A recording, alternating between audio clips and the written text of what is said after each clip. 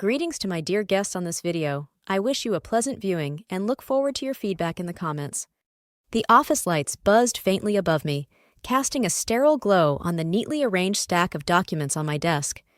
I tried to focus on the slides, flipping through the pages one more time, though I'd memorized every line. My palms were clammy despite the air conditioning, and I wiped them on my skirt, inhaling slowly. Soon, all the directors would be here. It wasn't just any meeting. It was the meeting. The one we'd been building toward for 6 months. The one where I, Alice Harrow, would present the project that had already saved the company millions in back-end costs. An AI-integrated logistics optimizer that I'd quietly refined long after everyone else went home. And today, I'd finally show them what it could really do. The CEO himself was flying in. They'd hinted at a big bonus. One director even mentioned a promotion. "She's going places," I overheard him say last week. My heart had nearly leapt out of my chest.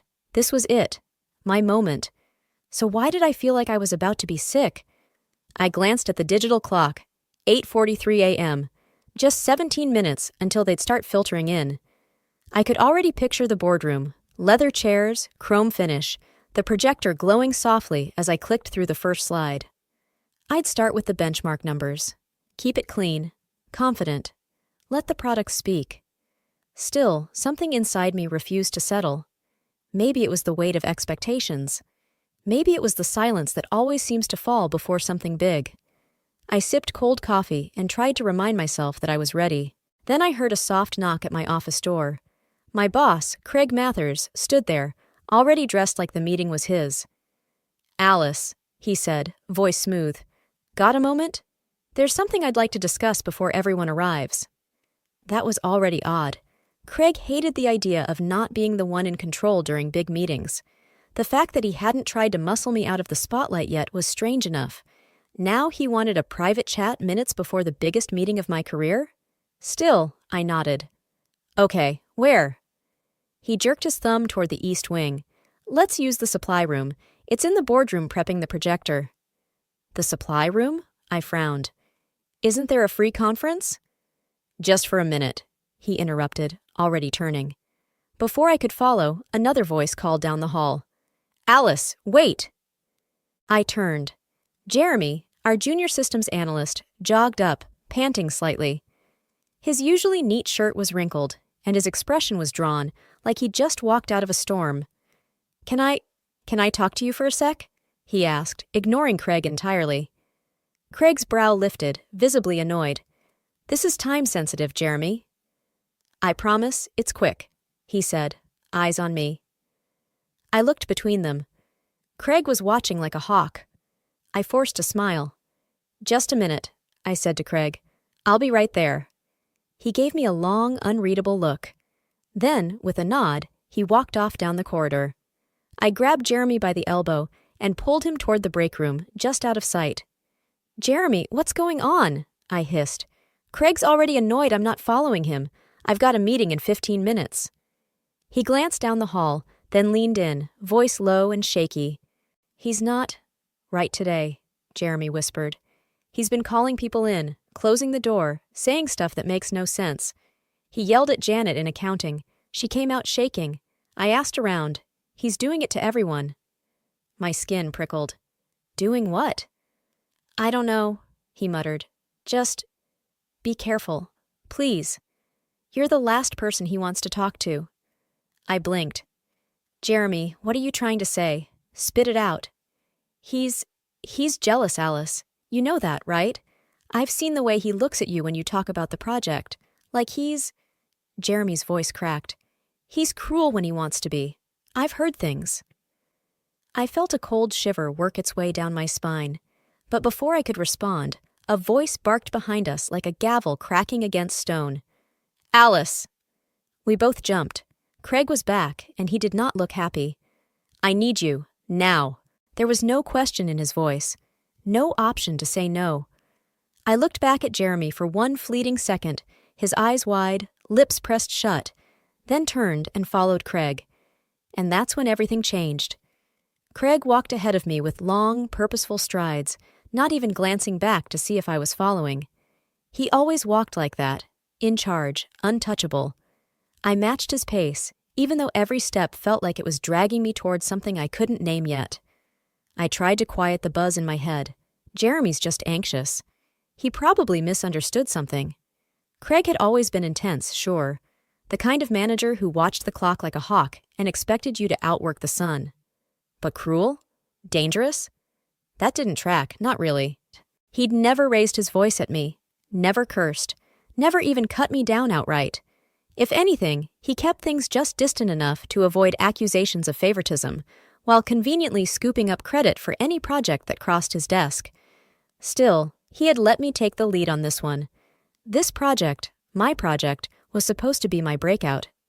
The fact that he hadn't blocked me at every turn almost felt generous. Too generous. We passed the boardroom on the left, its glass walls already reflecting the silhouettes of senior directors drifting in. I caught my own reflection for a second, pale, tense, but still standing. Craig didn't slow.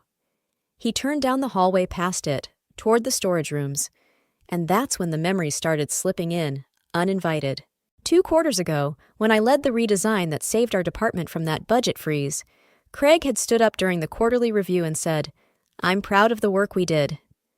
His name was on the slide deck. Mine wasn't.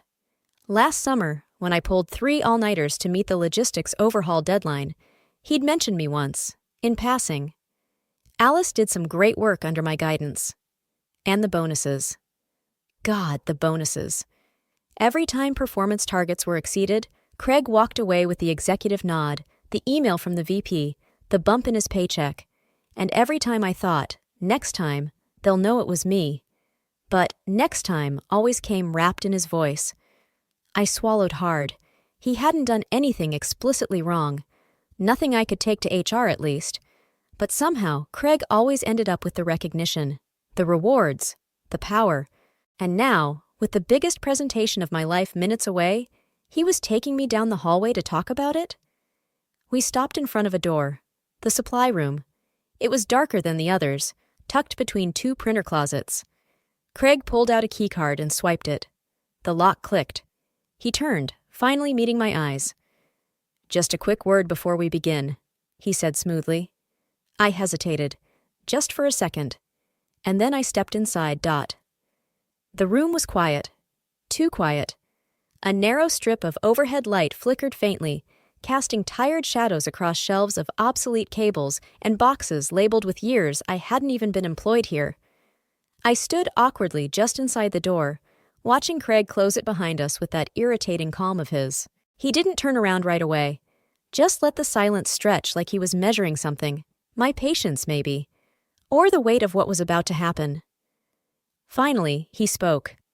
"I'm really glad we had a chance to chat before the meeting." I nodded warily. "Okay." He turned to face me, arms casually crossed. His expression was warm, almost fatherly. If I didn't know any better, I would have thought he was being sincere. "I want to say something," he began. "And I mean this, Alice. I'm proud of you." My throat tightened. "Proud?" He nodded. "Of everything you've accomplished. You've built something incredible. That system of yours, it's solid, innovative. Honestly, it's better than I expected." I didn't know what to say. No sarcasm, no condescension, just validation. The words I'd been starving to hear for years, and now that they were here, they tasted wrong. Thank you, I managed, still trying to decode the expression behind his eyes. "You've done more in a few months than some people manage in their whole careers," he continued, pacing slowly past the shelving, running his hand across the dusty edge of a box like he was reminiscing. "You've got grit, focus, something to prove. I see that. Always have." A small part of me wanted to believe him. Needed to. But another part, the smarter, sharper part, was already watching for the hook. Because with Craig, there was always a hook. He stopped in front of me, hands tucked into the pockets of his navy slacks. "And that's why I wanted to talk to you alone. Just us." A pressure started to build in my chest. "Why?" I asked, barely above a whisper. Craig gave a small, rueful smile. "Because I don't think you understand how the world really works yet." I blinked. This company? This industry? He continued. It's not a meritocracy, Alice. It's not about who builds the best product or who works the longest hours. It's about timing, positioning, leverage. My heartbeat thudded dully in my ears. You think this morning is your moment, that you're about to walk into that room and blow everyone away and finally get the recognition you deserve. That's the plan, I said cautiously. He tilted his head. And what happens after that? You think they'll hand you a corner office? A bigger paycheck? You think they'll look at a 20-something with no management title and say, let's trust her with the next $1 million solution? I stiffened. Craig leaned in slightly, lowering his voice. You don't get success just because you've earned it, Alice. That's not how this works. My mouth went dry. Then how does it work? He stepped back, exhaling slowly. It works for people who already have it, for the ones who know how to keep it. His hand moved to the door handle. I took a step forward, a knot forming in my gut. I don't understand, I said. What are you saying?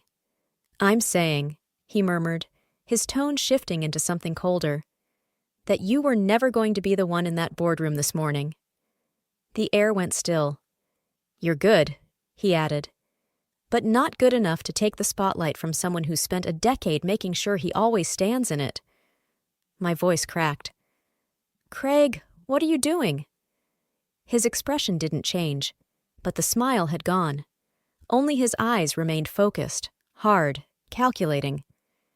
This is business, Alice, he said, reaching for the lock on the inside of the door. And being successful, click. The lock turned with a sickening finality. Is not for everyone, my breath caught. Craig?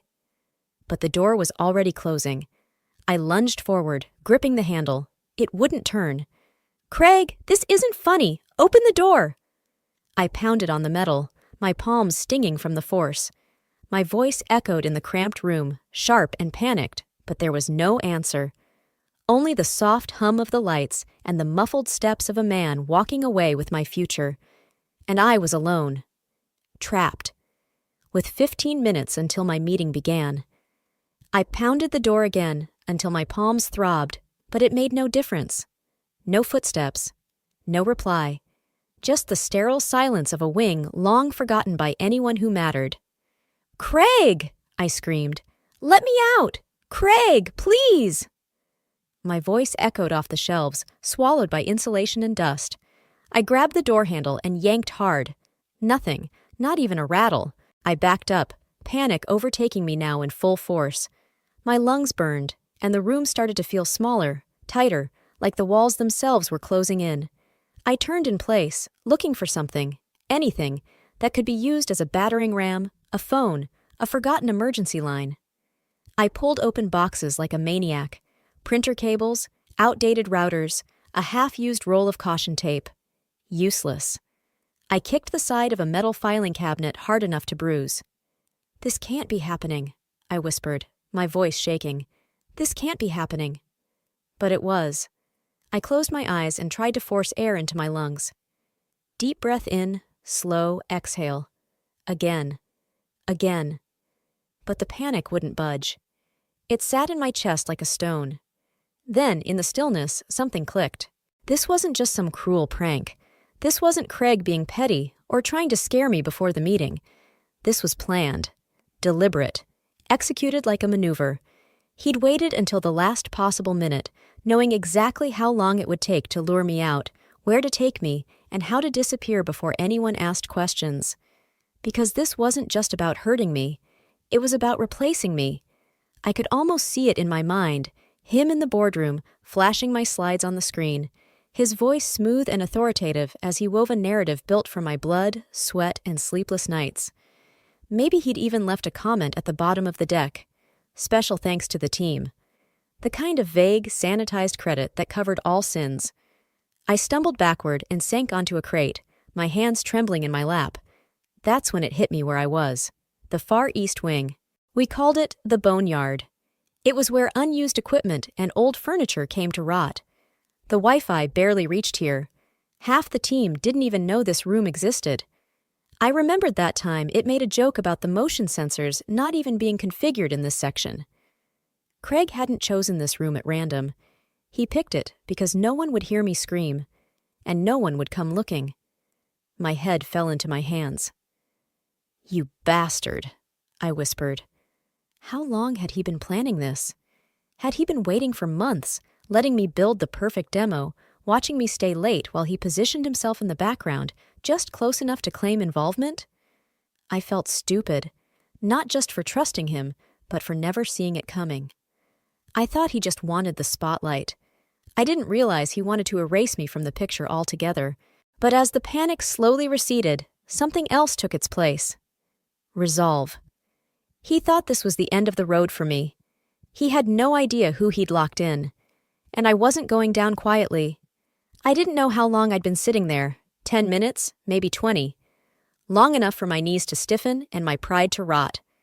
I had replayed every second of the last week in my mind, trying to pinpoint the exact moment Craig decided I didn't deserve to be seen. The sound of footsteps jolted me upright. They were faint, hesitant, then closer, faster, then a voice. "Alice? Alice? Are you in here?" I bolted to the door. Yes, I'm in here." A pause, a scrape, then a blessed click. The door creaked open, and Jeremy's worried face appeared in the doorway, his breath coming in fast, uneven gasps. "Oh my God," he said, eyes wide. "You're actually in here. I thought maybe I was imagining it." I staggered forward, still too stunned to process anything past the fact that I was no longer trapped. "Jeremy, how did you—" "I noticed you weren't at the meeting," he said quickly. "I figured maybe you'd been delayed, but when you didn't show up at all. And then I remembered what I said earlier, how weird he was acting. I had a feeling. So I checked this wing. God, thank God I did." His words tumbled out, tripping over themselves. But it was his face that struck me most. Horrified, apologetic, scared. He looked like he was about to throw up. "Jeremy," I said, grabbing his arm. "What happened? What did he do?" He looked down at the floor like he didn't want to say it out loud. "He went in there and presented your project," he said. "Acted like it was all his. Your data, your code, your entire framework. He even opened with that line you use. Efficiency doesn't scale unless it adapts. He said it like he made it up." My mouth went dry. "But it gets worse," Jeremy continued, voice tightening. "Someone, I think it was Kira, whispered to someone next to her that it sounded like your project. Craig must have heard her because he turned and made this big show of saying how some junior members contribute ideas, but leadership is what turns them into results." He laughed. The directors laughed. I felt my knees weaken. "He humiliated you, Alice," Jeremy said, his voice breaking. "And then he told everyone in the room, this is a confidential strategy. Nothing leaves this table until we get final executive sign-off." Everyone just nodded. They were too afraid to say anything. I leaned back against the wall, the weight of it crashing down all at once. He hadn't just erased me. He'd made a joke of me, and he'd made sure no one else could undo it. "I'm so sorry," Jeremy whispered. "I should have said something. I should have—" "No," I said quietly, cutting him off. "You did. You came back for me." He looked at me, eyes wide. "What are you going to do?" And for the first time since that door locked behind me, I smiled. "I'm going to burn the whole illusion down." I stood in the hallway just outside the supply room, heart still hammering in my chest, but my mind was no longer spiraling. Going to the meeting now would be pointless. The presentation was over. The applause had already been stolen. Craig had painted himself as the mastermind, and if I stormed in now, hair wild, voice trembling, I'd only look unstable, emotional, unprofessional, all the words people like him love to weaponize against women who dare to challenge the narrative. I would not give him that satisfaction. No, I needed proof. Cold, undeniable proof. "Jeremy," I said, turning to him, "I need a copy of the surveillance footage, everything from this morning, especially the hallway outside the supply room." He blinked. "Surveillance? I mean, yeah, there are cameras, but I don't have access to that." "I know someone who does." He stared at me, trying to keep up. You mean... Marcella, I said. From security. Jeremy's eyes widened. You think she'll help? I know she will. Marcella and I had traded more than one whispered conversation over late-night shifts and broken badge readers. She was smart, skeptical, and had a deep-seated dislike for managerial arrogance. Once, after Craig chewed out an intern in the lobby, I'd heard her mutter, "That man needs to be taken down 3 notches." I figured she'd be happy to oblige. I need you to cover for me, I said, already walking. If anyone asks, I went home sick. Jeremy followed. Okay, but what's the plan? I stopped at the stairwell door, turned, and looked him in the eye. The plan, I said, is to show the board what leadership really looks like. Not today, but soon, and when it happens, Craig won't be able to explain his way out of it. A pause. Then I added more quietly, he thinks he locked me out of the moment. What he doesn't realize is, I'm building something bigger than that. And with that, I vanished down the stairs. Marcella didn't ask questions. When I found her in the security booth and told her I needed footage from this morning, she didn't blink. Just muttered. I figured something was off, and pulled up the logs. Craig's badge, I said. What's the last room he accessed before the boardroom? She tapped a few keys. The screen flickered. Storage room east, 8:47 a.m. And mine? Marcella nodded. Same room, 2 minutes later. She didn't ask why there was a 7-minute gap before Craig appeared in the boardroom solo. She didn't have to. We watched it unfold together in grainy black and white. There I was, following Craig down the hall. There he was, opening the door, me stepping in, him looking back, smiling, then closing the door behind me, and locking it. You want this exported? Marcella asked, already reaching for the drive. Yes, I said. Every angle, every second. She handed me the USB a minute later. You sure you're ready for what this means? Oh, I said, slipping it into my pocket. I'm counting on it. But I wasn't going to expose him just yet. No. First, I needed to let him think he'd won.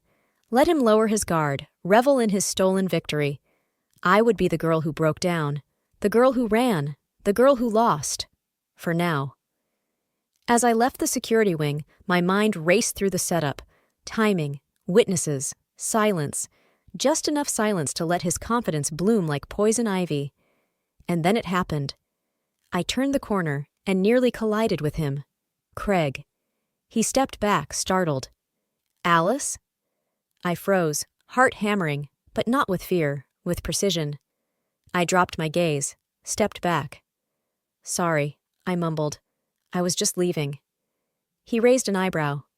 You weren't at the meeting. I nodded, swallowing hard, forcing a slight tremble into my voice.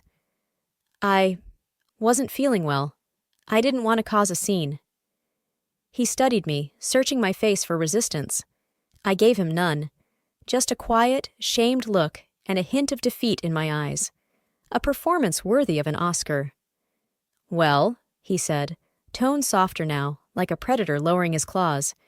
You missed a strong pitch, but don't worry, we all carry the company forward in different ways. I nodded again, as if I believed him. Then I turned and walked away. Every step was measured, controlled, perfectly vulnerable. Let him think I was afraid. Let him believe the game was over, because only then would my trap snap shut. With no way out. Back in my apartment, I locked the door behind me and pulled the blinds shut. The room was silent, except for the quiet hum of my laptop booting up. I plugged in the USB and watched the footage again. Craig's hand on the door, the lock turning. It was solid, undeniable. But it wasn't enough. Not yet. If I was going to bring him down, I needed to build a case so airtight that even the most cautious board member wouldn't be able to wiggle around it. The footage was just the beginning. So I started where it all began, my code. I compiled every Git commit tied to the project, time-stamped and documented in my personal cloud repository, all authored under my credentials. Each line of logic bore my style, my structure, my voice and code. I matched it against the company's internal dev logs. Craig's name was nowhere.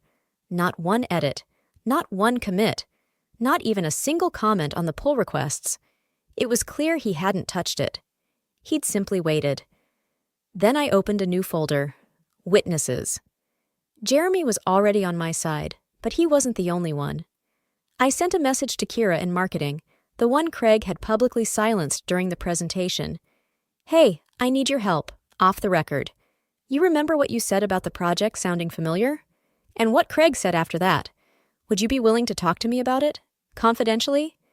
Her reply came in minutes. Absolutely. I knew something was wrong. Let's talk. Then I reached out to Priya from HR. Quiet, always professional. But I'd seen the way her eyes narrowed every time Craig got too comfortable in meetings. She'd once hinted at inappropriate managerial tone in a conversation about leadership culture. Now I needed specifics. Over the next few hours, the messages rolled in. Private stories, small comments, offhand remarks that suddenly formed a damning picture. Craig hadn't just stolen my work. He'd intimidated others to stay silent. One team member wrote, "He told me straight up, don't get caught up in ownership, focus on execution." I didn't think much of it until now. He wanted us quiet.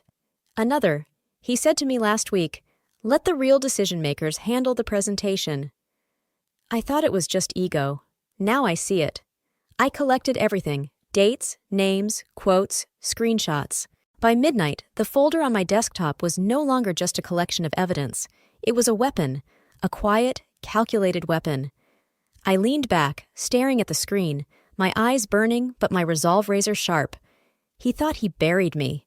He didn't realize I was documenting the entire burial, down to the last shovel. It had been exactly 1 day since Craig locked me in that room. 24 hours since he stood in front of the board and stole everything I had built. I spent the night gathering evidence, double-checking every document, every timestamp, every testimonial. Now, the company was holding a formal recognition meeting in the main conference hall, the kind they threw together whenever someone needed to be celebrated or protected. This one was for Craig. Word had spread fast. Management was planning to publicly thank him for his brilliant leadership on the Syncor initiative. There would be applause, a framed certificate, and likely a promotion not far behind. And that was when I decided to walk in. The meeting was already underway when I arrived. Rows of staff sat lined up in neat rows, coffee cups steaming quietly in their hands. The atmosphere was oddly festive. Laughs too loud, smiles too wide.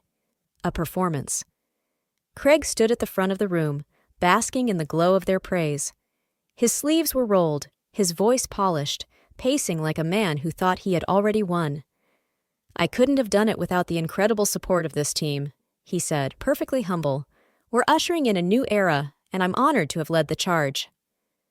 A senior VP rose from her seat near the front, beaming with approval. Craig, she said, her tone syrupy, on behalf of upper management, we want to recognize your exceptional contribution to the Syncor initiative. Your leadership made this possible. Applause rang out, awkward, forced, but loud enough to bury the truth, until my heels hit the floor. Click, click, click. The sound sliced through the room like a wire pulled taut. Heads turned. First a few, then all. Craig's face drained of color as he locked eyes with me. And the VP? Her smile collapsed into stunned confusion. Alice? She said, straightening in her seat. Why are you here? I walked to the center of the room, spine straight, voice calm. I'm here for the meeting. But HR confirmed. You were dismissed for failing to attend a critical executive presentation, she said, blinking fast. You were let go. I heard, I replied smoothly. Murmurs bloomed in the crowd. A few employees exchanged glances. Someone gasped. But I thought, I continued, raising my voice just enough. You might want to hear why I missed it. The VP's jaw tensed. This really isn't the... I reached into my bag and pulled out a flash drive. I held it up, letting the light glint off its surface. Actually, I said, stepping forward, I think now is exactly the time. Craig didn't speak, didn't move. He just stared, frozen in the perfect portrait of a man realizing the script he'd written was no longer being followed. Because I was back. And this time, I had the mic. The silence in the room was so sharp, I could hear my own breath as I plugged the flash drive into the console. "Please," I said evenly, turning to the VP, "just watch." The projector flickered to life. First, the footage. Craig leading me down the hallway. The door to the supply room opening. Me stepping inside. Him looking around and locking it behind me. Gasps rippled through the room like a wave breaking against stone. "Playback from our security cameras," I narrated. 8:47 a.m. the morning of the presentation. I tapped the remote. Next slide. Time-stamped screenshots of my original codebase. Git commits, design logic, emails, every version of Syncore signed by my credentials. Then, Slack messages, team notes, HR records. Line after line of quiet manipulation. Craig's fingerprints nowhere on the actual work, but all over the cover-up. I turned back to the room. When I didn't show up, Craig claimed ownership. When someone questioned it, he silenced them. And when he had the chance to stand on someone else's work, he chose to bury them instead. No one moved. The VP sat rigid, lips parted, eyes locked on the screen. Craig finally spoke. "This is ridiculous. This is being blown out of—" "Sit down," she snapped, her voice sharp with fury. "Now." He hesitated, still clinging to the hope that charisma might save him. But it was gone.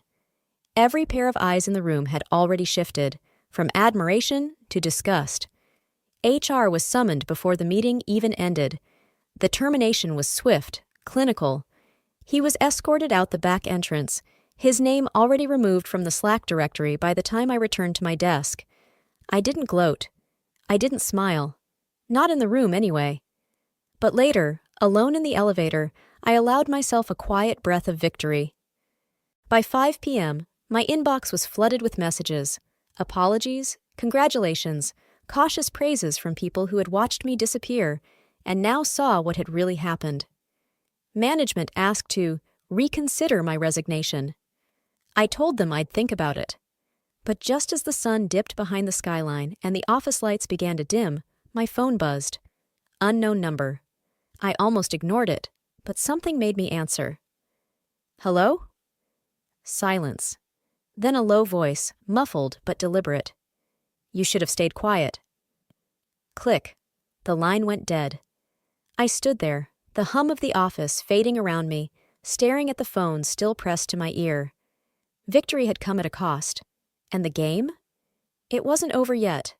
3 weeks passed. In that time, the company changed, and so did I. The board didn't just retract my termination. They offered me something I never expected, a formal promotion to Director of Enterprise Development. My own team, my own budget, my own voice in every room Craig once silenced me in. I didn't accept immediately, not because I doubted myself, but because I wanted terms. Real ones, written ones, protection for whistleblowers, a formal review of internal culture, a commitment that this would never happen to another woman trying to build something in a room full of men who only saw her as convenient cover. When they agreed, really agreed, I signed. The first morning in my new office, I stood at the window, looking out over the city. Same skyline, different view. My name was on the door now. And Craig? He was nowhere near this building, because I wasn't just done with him professionally. I was holding him accountable. With the help of my lawyer, I filed a civil suit. Wrongful termination, intellectual property theft, defamation, emotional distress, the surveillance footage, the project trail, the witness statements. Every piece of it laid out, formal and irrefutable. People said it would get messy, that it would drag on, that suing a former superior would make me a difficult woman.